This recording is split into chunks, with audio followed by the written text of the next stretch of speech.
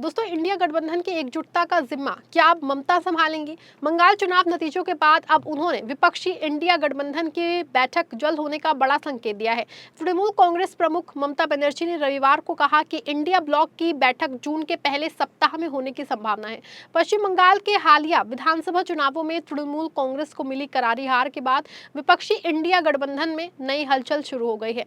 TMC प्रमुख और पश्चिम बंगाल के पूर्व मुख्यमंत्री ममता बनर्जी ने रविवार को फेसबुक लाइव के जरिए बड़ा संकेत दिया है। उन्होंने कहा कि इंडिया ब्लॉक की बैठक जून के पहले सप्ताह में हो सकती है। ममता ने विपक्षी दलों से एकजुट होकर भाजपा के खिलाफ लंबी लड़ाई लड़ने का संकल्प भी लिया है। यहाँ आपको बता दें कि बयान जो है इसीलिए महत्वपूर्ण है क्योंकि बंगाल चुनाव में टीएमसी की हार के बाद गठबंधन की एकता पे सवाल और तेज हो गए थे। कई लोग पूछ रहे हैं कि क्या अब इंडिया गठबंधन की कमान ममता बनर्जी के हाथ में आ जाएगी? क्या वो गठबंधन को नई दिशा और मजबूती दे पाएंगे?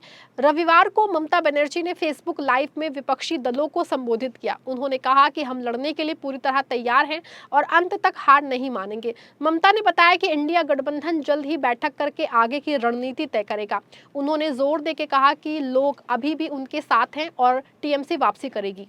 ममता ने राहुल गांधी, अखिलेश यादव समेत कई इंडिया नेताओं का जिक्र किया। उन्होंने बताया कि इन नेताओं ने उनसे संपर्क किया और समर्थन दिया। ममता का ये बयान बंगाल चुनाव हारने के कुछ दिनों बाद आया है। इस समय टीएमसी काफी दबाव में है। उन्होंने भाजपा पे बड़े पैमाने पे चुनावी धांधली का आरोप लगाया। ममता का दावा है कि अगर धांधली नहीं होती तो टीएमसी को 220 से 230 सीटें मिलती। उन्होंने कहा कि लगभग 150 सीटों पर उनकी पार्टी जीत रही थी, लेकिन नतीजे उलट गए। ममता ने वोटर लिस्ट से नाम काटने यानी कि एसआईआर प्रक्रिया पे सवाल उठाए। उन्होंने कहा कि शुरुआत में 60 लाख नाम कटे गए, बाद में कुछ बहाल किए गए, लेकिन कई अनियमितताएं हुई हैं। टीएमसी अब इन मुद्दों पे कानूनी रास्ता अपनाएगी। ममता ने आगे कहा कि भाजपा कार्यकर्ता और आम लोग दबाव और डर के माहौल में जी रहे हैं। उन्होंने चेतावनी दी कि बंगाल में टीएमसी कार्यकर्ताओं पे जितना अत्याचार भाजपा करेगी, दिल्ली में उतनी ही मुश्किलें भाजपा को झेलनी पड़ेंगी। यहाँ आपको बता दूं कि ममता ने यह भी बयान दिया है कि चुनाव नतीजों के 20 दिन बाद भी उनके कार्यकर्ता और विधायक उत्पीड़न का शिकार हो रहे हैं। 2026 के पश्चिम बंगाल विधानसभा चुनावों में टीएमसी को बड़ा झटका लगा। भाजपा ने मजबूत प्रदर्शन किया और सरकार बनाने का दावा किया। टीएमसी के पास अब करीब 80 विधायक बचे हैं, लेकिन उन्हें विपक्ष के नेता का दर्जा नहीं दिया गया।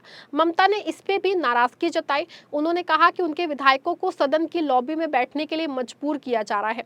भाजपा की ओर से इन आरोपों को पूरी तरह खारिज किया गया। भाजपा नेता किया घोष ने कहा कि ममता हार स्वीकार नहीं कर पा रही हैं और उन्होंने कहा कि वो साजिश की थ्योरी गढ़ रही हैं। अगर 2011, 16 और 2021 के चुनाव निष्पक्ष थे तो अचानक अब चुनाव प्रक्रिया पे सवाल क्यों? किया घोष ने टीएमसी को कॉर्पोरेट स्टाइल संगठन बताया जो अब सिर्फ अभिषेक बनर्जी के इर्द गिर्द घूमता है। उन्होंने दावा किया है कि टीएमसी में असंतोष बढ़ गया है और कई कार्यकर्ता विधायक जो हैं वो पार्टी छोड़ रहे हैं। यहाँ दोस्तों बता दूं कि इंडिया गठबंधन यानी कि Indian national development inclusive alliance की शुरुआत 2023 में हुई। इसकी पहली बैठक 23 जून 2023 को पटना में हुई थी, जिसमें 16 विपक्षी दलों ने हिस्सा लिया। दूसरी बैठक 17-18 जुलाई 2023 को बेंगलुरु में हुई, जहां गठबंधन का नाम इंडिया तय किया गया। ममता बनर्जी इस गठबंधन की प्रमुख संस्थापक नेताओं में से एक है और उन्होंने विपक्षी एकता की अपील की है और इंडिया नाम को अंतिम रूप देने में अहम भूमिका निभाई। गठबंधन में करीब 35 दल शामिल हैं। इसमें Congress, Trinamool Congress, Samajwadi Party, DMK, Shiv Sena, Rashtrawadi Congress Party, RJD, CPIM, CPI, Jharkhand Mukti Morcha, Jammu Kashmir National Conference, ये सब शामिल हैं। वहीं आप जैसे कुछ दल बाद में अलग हो गए। तमिलनाडु में कांग्रेस और टीवीके के साथ सरकार बनाने के बाद डीएमके भी नाराज हो गया। गठबंधन में कई बार राज्य स्तर पर तनाव देखा गया। पिछली अनौपचारिक बैठक 15 अप्रैल 2026 को दिल्ली में कांग्रेस अध्यक्ष मल्लिकार्जुन खड़गे के घर हुई थी। इसमें संसद के विशेष सत्र, परिसीमन और अन्य मुद्दों पर चर्चा हुई, लेकिन ये पूरी तरह औपचारिक बैठक नहीं थी। गठबंधन की औपचारिक बैठकें बहुत कम हुई हैं, जिसकी वजह से एकता पे बार-बार सवाल उठे हैं। इंडिया गठबंधन की सबसे बड़ी समस्या आंतरिक कलह रही है। ममता बनर्जी और कांग्रेस के बीच में नेतृत्व को लेकर तनातनी कई बार सामने आई। बंगाल चुनाव में टीएमसी के गठबंधन सहयोगियों के खिलाफ भी चुनाव लड़ा, जिससे एकता की तस्वीर धूमिल हुई। कई राज्यों में दलों के बीच सीट बंटवारे और स्थानीय मुद्दों पे मतभेद रहे। कुछ दल गठबंधन को सिर्फ चुनावी मोर्चा मानते हैं, जबकि इसे लंबे समय तक चलने वाला वैचारिक गठबंधन बनाना चाहते हैं। ममता बनर्जी अब गठबंधन को मजबूत करने की बात कर रही हैं। उन्होंने कहा कि लोग उनके साथ हैं और टीएमसी वापसी करेगी, लेकिन सवाल है कि क्या अन्य दल ममता को नेतृत्व देने के लिए तैयार होंगे। राहुल गांधी, अखिलेश यादव, शरद पवार और स्टॉलिन जैसे नेता गठबंधन में अपनी अपनी भूमिका चाहते हैं। भाजपा ने इंडिया गठबंधन की एकता को लेकर पहले भी तंज कसे हैं। भाजपा नेता किया घोष ने कहा कि वो जितने मर्जी गठबंधन बना ले, भाजपा को कोई फर्क नहीं पड़ता, जनता हमारे साथ है। भाजपा का तर्क है कि पहले भी कई विपक्षी गठबंधन बने और टूट गए। भाजपा बंगाल में अपनी जीत को जनता का समर्थन बताती है। वो कहते हैं कि ममता 34 इयर्स की लंबी सत्ता के बाद हार गई और अब साजिश का रोना रो रही हैं। भाजपा का दावा है कि टीएमसी में अंदरूनी कलह बढ़ रही है। ममता बनर्जी विपक्षी राजनीति में मजबूत आवाज रही हैं। उन्होंने 2011 में वामपंथी सरकार को हरा के सत्ता हासिल की और 2026 तक बंगाल पे राज किया। उनकी छवि भाजपा विरोधी नेता के रूप में मजबूत है। अब सवाल है कि हार के बाद क्या वो गठबंधन को नई ऊर्जा दे पाएंगी।